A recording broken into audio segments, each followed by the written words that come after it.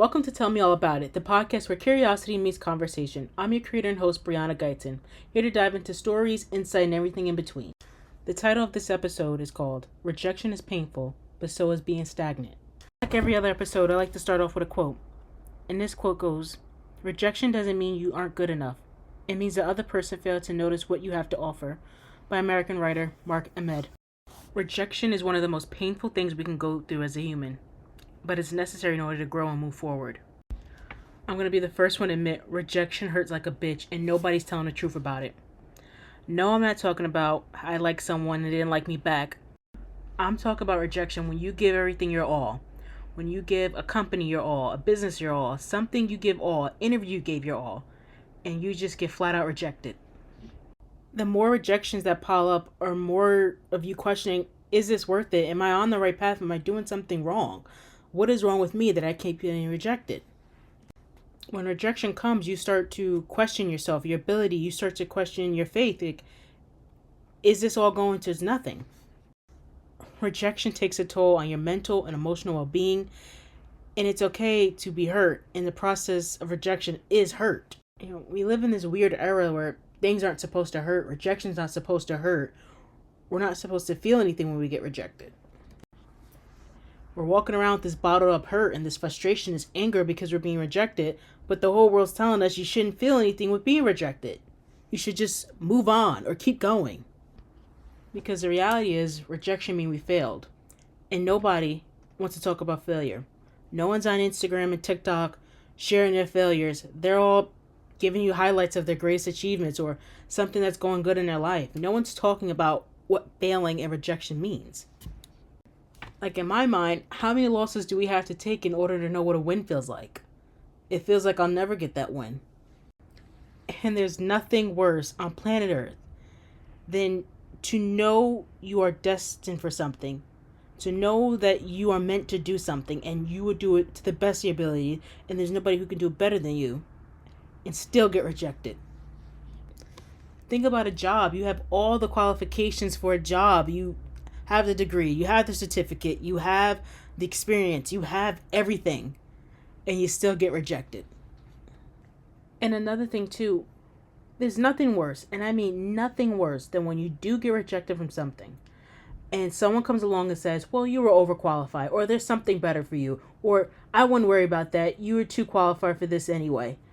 It's like pouring salt on an open wound. It is so infuriating, it's so frustrating, and it's downright painful and hurtful in the moment when someone says that to you.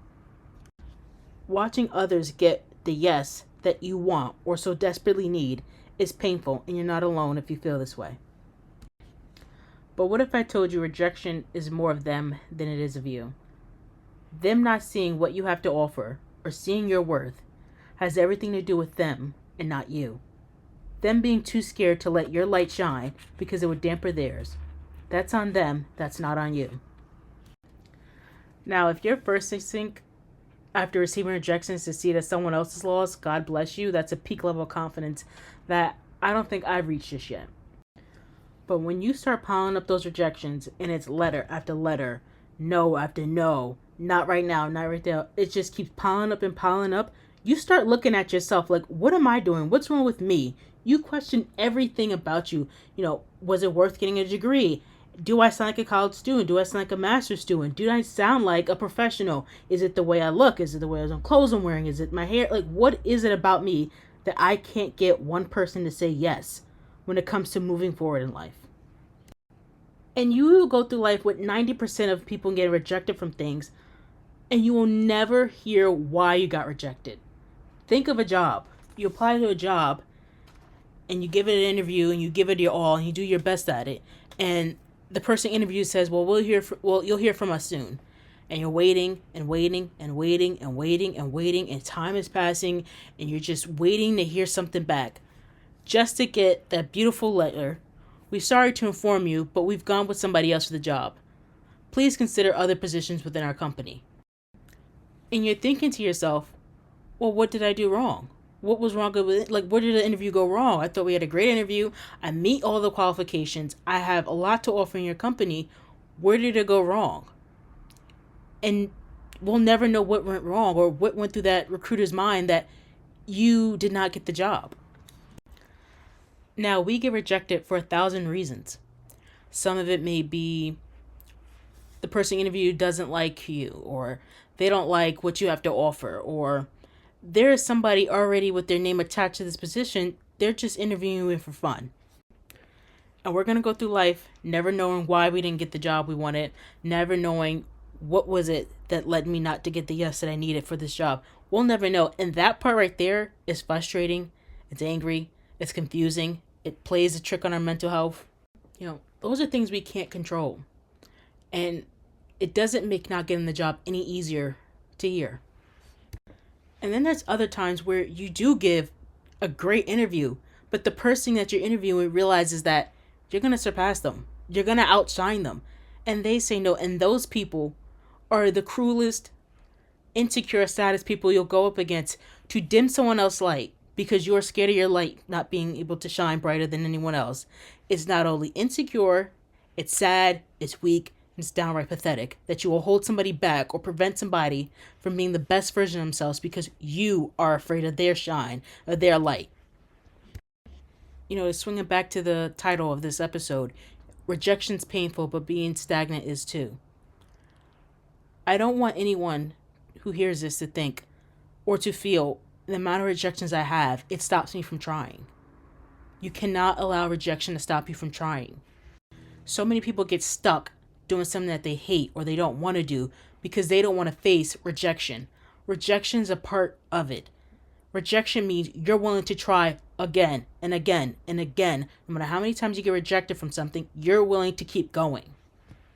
In a weird way, rejection is kind of like movement. Not physical movement, but it's movement. Because this door closed or this door won't open for me, I now have to move to another door and see if that door works.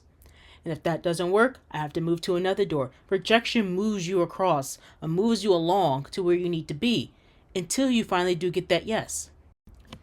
Rejection forces you to look at different avenues. It forces you to become the better version of yourself. Because every time we get rejected, we brush up on our resume to make it better. We brush up on our cover letter. We brush up on our skills. We hit the computer. We look at YouTube tutorials. We look at ways to make us better for the next time. That's what rejection does. I don't want people to go around thinking rejection is supposed to keep you from trying. You're going to get rejected in things. You got to keep trying. If you really want to do it, if you really see yourself doing something, you have to keep going. And don't be afraid of rejection. Never allow rejection to stop you. Think about this. If you knew something took 36 tries to get it right, but you quit it on the 35th time, you never know if what would have happened had you tried one more time. Rejection may look like 1,000 no's before you get a yes, but you won't know until you keep trying and trying and trying. Like always in these podcasts, I try to bring the title or the message of this podcast and how it relates to my own life. And I'll say this, it seems like rejection and I have this intimate relationship with each other for the last 5 years. I know it all too well, and rejection knows me all too well. From tears to anger to rage to a little bit of depression to frustration. It's just to every emotion I could possibly have. Rejection have seen every side of me. And I have been rejected in each and every kind of way. I've seen rejection in different forms. I've seen it rear its head in different ways. I know what it looks like. Even as much as it tries to disguise it, I know what it looks like. Whether it's the automatic letter saying, we've decided to go in a different direction and hire someone else, or it's the person face to face telling me flat out, you're not good enough. Or it's the, well, we see someone doing this, we just don't see you doing. I've seen rejection so many different ways. I don't even know if a win comes to me. I don't even know if I'll know what it looks like because I'm just so used to rejection. Or my favorite rejection, it's the 24-hour rejection. You apply for the job on Monday. By Tuesday dinner time, you already got the letter saying you're rejected. Like, why wasn't I not good enough to sell myself? Or why can't I give them the chance to sell myself? Like, what are we doing that we're not giving people opportunities to sell themselves in order to work for a company or order to move along or order to make the connections they need to make? Like, why are we so afraid of meeting people face to face? Currently, I'm at a job where I'm mentally, physically, emotionally, I'm over it. I'm over showing up to this job because it's not doing anything for me. I'm at a place right now in my life, I'm starving for something new. I am generally starving for someone to put something on my table that's just going to make me use my brain and think. I don't need to think when it comes to the job I'm at. It's kind of like I'm on autopilot. It's like I've seen it, I've done it, I know everything that can come from it, and I want more. I want to learn, I want to grow, I want to do so much more, but I'm stuck in the circumstances that I am. I feel like I can't move, and I hate that. I'm like caught into these two worlds. Like, I'm burnt out and I'm tired, I'm exhausted, but I also know I can't stay here. I can't stay stuck here. I have to keep moving. I have to keep trying. I have to keep facing rejection in order to move to where I need to be. I think I learned the last 2 years, like, I get why people quit on their dreams. I get why people, put it down and saying, I'm going to take a break, or people just stop altogether. I get it. It's exhausting being rejected or not being seen for your value. It's exhausting alone. Life becomes exhausting when you're going down this path. It's kind of like beating a dead horse until it gets up and start walking. It's like there's just no point. Where I currently work at, I have a bachelor's degree in communications. I have a master's degree in higher education. I have experience. I've interned at my current location on top of working full time. And it seems like I can't move forward. I have been rejected at least 36 different times from positions, from jobs that I know I'm qualified for. I know that I can do. And I know that I'll grow from them. But I just keep facing rejection after rejection after rejection. And nobody can give an answer as to why I keep facing rejection. It doesn't matter that I intern there. It doesn't matter that, I try to extend myself. It doesn't matter that I network. It does not matter what I do. I can't move forward here. And I can't grow here. And that's frustrating. Going somewhere where it looks like it has ample opportunity to grow and to learn, and you can't grasp any of it. I've been ignored, denied, and just flat out told I wasn't good enough for something. Or my favorite one was when someone personally called me up about a job and told me I was not qualified for it. I've had every single experience when it comes to rejection. I know rejection all too well. If I don't repeat anything in this podcast, it's to let you know you're not alone. I know rejection so well. And that right there is hurtful alone. You try to grow, you try to push yourself out there and try to network, and when things don't go the way you thought, or when things don't go the way these people you work with go, and now all of a sudden they don't want to talk to you, they go down the other hallway, they look the other way, or start ignoring emails. It feels like I'm working with children, but these are adults and these are professionals who world I'm trying to enter in as a professional. It's like, what am I doing? What are we doing? It's painful, it's hurtful, it's disrespectful, and it's cruel. You grow up thinking, oh, I have to, be an adult to work in the professional field. I have to act like an adult. I have to respond like an adult. I have to communicate like an adult, just to get into the professional world, the adult world, and to find out there's still a lot of children there. There's still adults acting like children. But no matter how exhausted I am, tired I am, disrespected I am, I can't stop.